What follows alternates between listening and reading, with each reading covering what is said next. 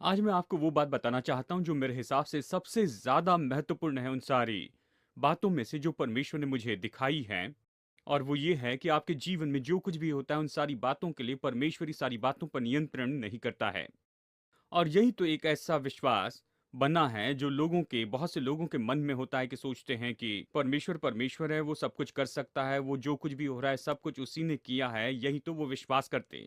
तो वो दोष लगाते हैं अपनी परिस्थिति, बीमारी और तलाक का, उनकी गरीबी, उनके भावनात्मक ढांचे को, उनके व्यक्तिगत ढांचे को, और कहते हैं परमेश्वर ने मुझे बिल्कुल ऐसा ही बनाया जैसे कि मैं हूँ। ये बात सच नहीं है। परमेश्वर के वचन में ऐसी बहुत सी बातें हैं जो इसके विरुद्ध में बताते हैं। लेकिन मैं सोचता हूँ कि ये तो सबसे ज़्यादा नुकसान पहुँचाने वाली बात है। वचन में बताई गई सारी इन सारी बातों से ये तो बहुत ही सरल ऐसा सिद्धांत है। और याकूब अध्याय 4 यहाँ वचन 7 में कहता है कि परमेश्वर को समर्पित हो जाओ और शैतान का सामना करो और वो भाग जाएगा। देखिए, ऐसी कुछ चीजें हैं जो आपको परमेश्वर के सामने समर्पित करनी होगी और उन चीजों का इनकार करना होगा जो कि शैतान की ओर से हैं।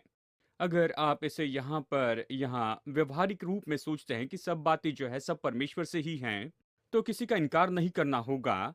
यहाँ तक कि जो बुरा है वो भी शायद परमेश्वर कर रहा है। अगर आप सच में ये विश्वास करते हैं तो फिर दवाइयाँ लेना, डॉक्टर के पास में जाना, ऑपरेशन करवाना, तो ये तो परमेश्वर का इनकार करना होगा, उसका विरोध करना होगा, क्योंकि आप सोचते हैं कि परमेश्वर ने आपके ऊपर बीमारी डाली है। तो फिर अच्छा होने की कोशिश करना तो परमेश्वर का इनकार करना होगा। तो अगर आप सच में व्यवहारिक रूप में इन बातों के बारे में सोचे जो आपको सिखाई गई हैं कि सब कुछ परमेश्वर की ओर से है, तो निश्चित बीमारी को आप पूरा काम करने दीजिए। आपको कोशिश करके अपने विवाह को बना के रखने की जरूरत नहीं। ये प्रभु की इच्छा है तो ये काम करेगा। अगर ये बिखर जाता है तो ये भी प्रभु की इच्छा है। आपको कोशिश करके अपने पैसों को संभाल कर नहीं रखना है और बड़ी मेहनत करते हुए काम करना है कि ज्यादा पैसा कमाते जाएं और अपने खर्चे कम करते चले जाएं, क्योंकि कुछ भी हो, जब तक प्रभु अनुमति न दे कुछ नहीं हो सकता है। ये बात तो सच नहीं है। आइए वचन को यहाँ पर देखते हैं। याकूब अध्याय 1 वचन 13 यहाँ पर कहता है, जब किसी की परीक्षा हो तो वो ये न कहे कि मेरी परीक्षा परमेश्वर की ओर से होती है, क्योंकि न तो बुरी बातों से परमेश्वर की परीक्षा हो सकती है और न किसी की परीक्षा आप करता है, परंतु प्रत्येक मनुष्य अपनी अभिलाषा में खींचकर और फंसकर परीक्षा में पड़ता है। और फिर अभिलाषा गर्भवती होकर पाप को जनती है और पाप जब बढ़ जाता है तो मृत्यु को उत्पन्न करता है। हे मेरे प्रिय भाइयों, धोखा न खाओ, क्योंकि हर एक अच्छा वरदान और हर एक उत्तम दान ऊपर से ही है और ज्योतियों के पिता की ओर से मिलता है। उसमें न कोई परिवर्तन हो सकता, न अदल बदल के कारण उस पर छाया पड़ती है। वचन 17 ये कहता है कि हर एक अच्छा वरदान, हर एक उत्तम दान तो परमेश्वर से ही आता है और उसमें न कोई परिवर्तन है, न कोई बात पलटने की है। ये पुराने तरीके से बताना है, मतलब ये बदलता नहीं है, ये हमेशा ऐसे ही रहा है और ये तो हमेशा के लिए है। यह बहुत ही सरल ऐसा सिद्धांत है। यूहन्ना अध्याय 10 वचन 10 कहता है, चोर और किसी काम से नहीं पर चोरी करने, घात करने और नाश करने आता है। लेकिन मैं इसलिए आया हूं कि तुम जीवन पाओ और बहुतायत का जीवन पाओ। यहाँ चोर जो शब्द है ये तो शैतान के बारे में कहता है, उसकी सारी दुष्ट आत्माएं और सभी जो जिस तरह से वो काम करता है। दुष्ट आत्मा का ये जो पूरा क्षेत्र है, ये आता है कि चोरी करे, घात करे और नाश करे। लेकिन यीशु हमें बहुतायत का जीवन देने के लिए आया है। यानी ये तो जीवन है तो परमेश्वर है, मृत्यु है तो शैतान से है। अगर ये अच्छा है तो परमेश्वर से है, बुरा है तो शैतान से है। परमेश्वर भला परमेश्वर है जो केवल भलाई करता है, और शैतान तो बुरा शैतान है जो हमेशा बुरा करता है। यदि ये अच्छा है तो परमेश्वर से है, अगर ये बुरा है तो शैतान से है। ये सरल थियोलॉजी है। अब इसका मतलब ये नहीं कि परमेश्वर कुछ नकारात्मक को ले सकता है और उसका सकारात्मक उपयोग कर सकता है। हाँ, ये संभव है। लेकिन हमें सावधान रहना होगा। अगर आप सोचते हैं कि परमेश्वर ने इस बुरे को नियुक्त किया है और परमेश्वर इसके पीछे है, तो इस वचन के अनुसार जो हमने देखा है याकूब अध्याय 4 वचन 7 से, इससे आप पूरी तरह सामर्थहीन होंगे, क्योंकि आप परमेश्वर का विरोध नहीं कर सकते।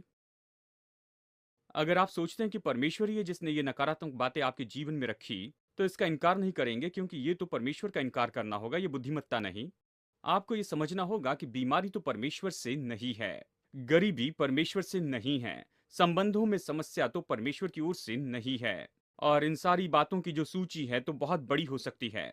परमेश्वर ही आपके जीवन में अच्छे और भले काम करता है और आपको उससे समर्पित होना है जो कि अच्छा है, और जो बुरा है उसका विरोध करना है। और अगर आप कुछ ऐसी बड़ी बातों को देखते हैं जैसे कि बीमारी, अगर आप उसका विरोध करेंगे, उसके साथ लड़ते जाएंगे और उस पर जय पाएंगे तो ये भलाई होगी, ये तो निश्चय गवाही हो जाएगी। मैंने मुर्दों को जीवित होते देखा है, अंधी आंखें खुलते हुए देखा, बहरे कान खुलते हुए देखा। परमेश्वर ने इसे नहीं किया। मैं जानता था परमेश्वर ने किया, इसलिए मैंने अपने विश्वास का उपयोग किया, अपना अधिकार लिया, उसका सामना किया और वो बीमारी और रोग भाग गए। अब इसने भलाई उत्पन्न की है, इसने मेरे विश्वास को उभारा है। मैं ज्यादा भरोसा रखता हूँ, गवाही के रूप में इसका उपयोग करता हूँ। इन बातों का उपयोग करते हुए शैतान को मैं दूर करता हूँ, लेकिन परमेश्वर ने इन बुरी चीजों को नहीं लाया है।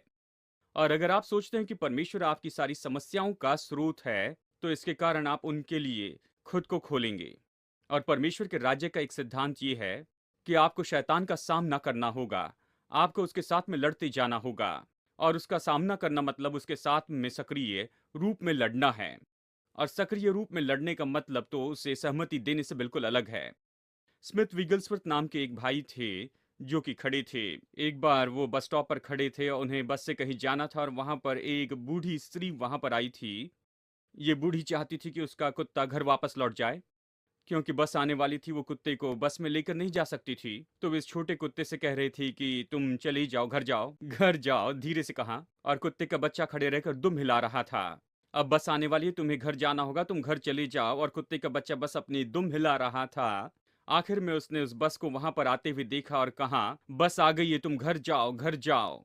और फिर वो कुत्ता बस दुम हिला रहा था, और आखिर में बस आ गई और ये चाह रही थी कि वो कुत्ता घर वापस जाए। स्मिथ विगल्सवर्थ बस सामने आए और जोर से चिल्लाकर कहे, घर चली जाओ, और उस पर चिल्लाए, और वो कुत्ता बस ऐसे ही भाग गया।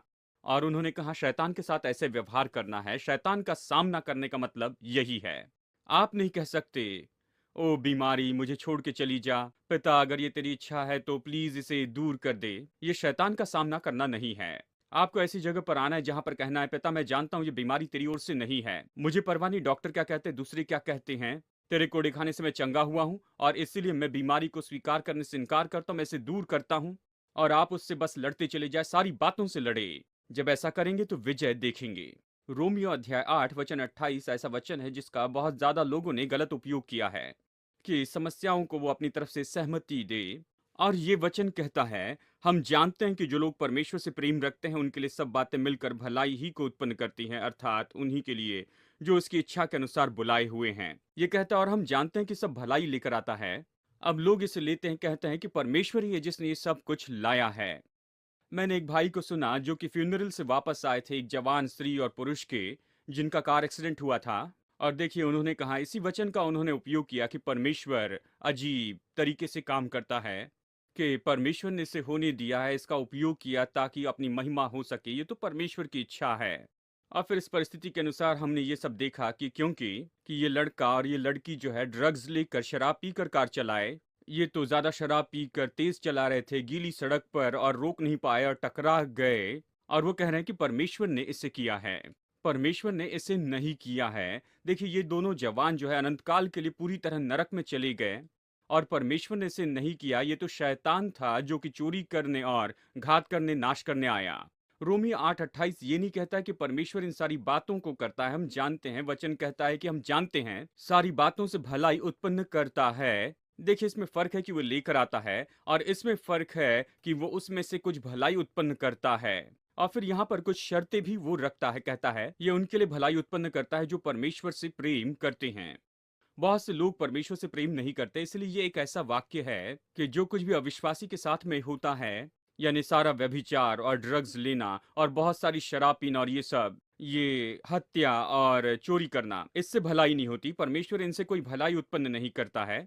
ये उन्हीं के लिए उपयोगी होता है जो परमेश्वर से प्रेम करते हैं और उसके अनुसार बुलाए गए हैं, उसके उद्देश्य से बुलाए गए हैं। परमेश्वर का उद्देश्य पहला यूहन्ना अध्याय 3 के अनुसार यही है कि शैतान के कामों को नाश करे। इसका मतलब ये नहीं कि परमेश्वर सारी बुराई लाता है, लेकिन वो तो निश्चय ही आपके जीवन में हुई नकारात्मक बातों को लेकर और उससे भलाई उत्पन्न कर सकता है, यदि आप उससे प्रेम करते हैं और यदि आप शैतान का सामना करते हैं। लेकिन ये सोचना कि जो भी आपके जीवन में होता है वो परमेश्वर से आता है, इससे आप सहमति देते हैं, और इसके कारण शैतान आपके जीवन में बड़ी गड़बड़ी लेकर आएगा। परमेश्वर भला परमेश्वर है और शैतान बुरा शैतान है। यदि ये भला है तो परमेश्वर से, बुरा है तो शैतान से है। ये इतना सरल है।